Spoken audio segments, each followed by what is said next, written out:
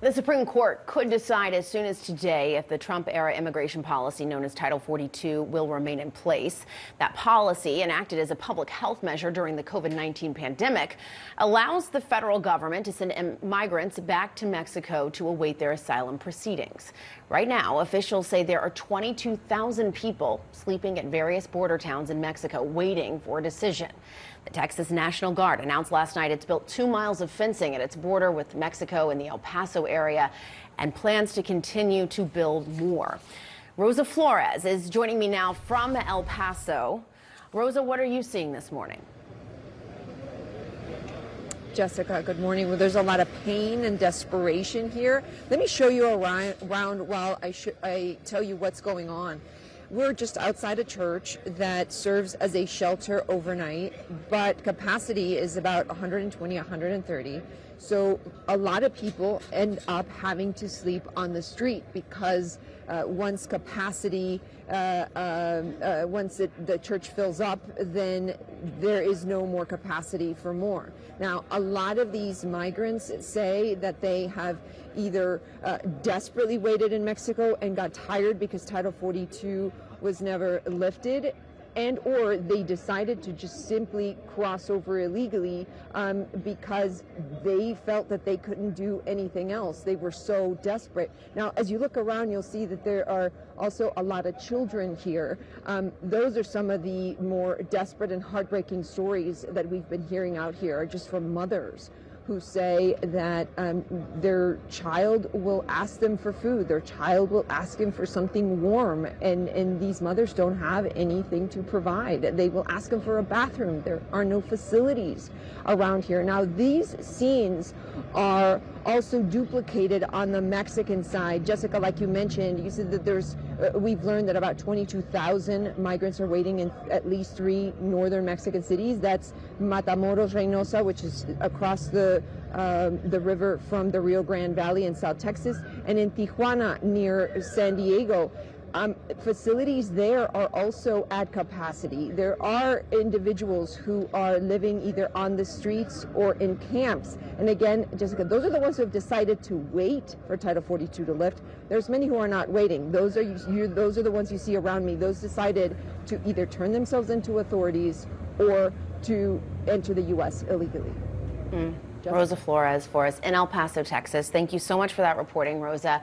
And so far, the Biden administration has not laid out any kind of formal plan for this surge of migrants. Joining me now is Seung-Min Kim, White House reporter for the Associated Press. Seung-Min, it's great to see you. President Biden is headed out for an end-of-the-year vacation. He'll be gone until the new year. What happens if the Supreme Court makes this decision today or in the next few days? So we have been asking, and the White House has been asked repeatedly, what is your plan if once Title 42 lifts? We thought this was going to happen last week. Obviously, there has been a delay put in place by the Supreme Court. But as you said, a ruling could come earliest today, any day now. And what the White House has laid out is that for now, they are surging resources to the border to the limited capacity that can have. They have more processing coordinators. Right now, earlier this month, Karine Jean-Pierre, the White House press secretary, gave us a figure that 23,000 Border Patrol agents were down at the southern border working to deal with this impending crisis. But they haven't really laid out a comprehensive strategy for what they will do once Title 42 lifts. And, you know, I've talked to Democratic senators who are not pleased with how the administration has been handling this. I talked with Mark Kelly, the Democratic senator from Arizona, who is clearly seeing the impact of this situation in his home state, and he said that the administration hasn't laid out a clear enough plan for me, and that is the pressure that the Biden administration is seeing right now from members of its own party. And immigration is an issue that's vexed Congress for decades. They just have not been able to get this done, despite several attempts.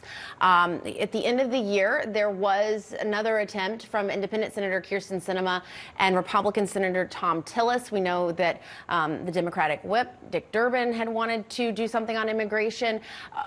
Where does this go from here? Because just a reminder to everyone, the Democrats will lose the House in January when Republicans take over. How do you see this playing out in Congress, if at all?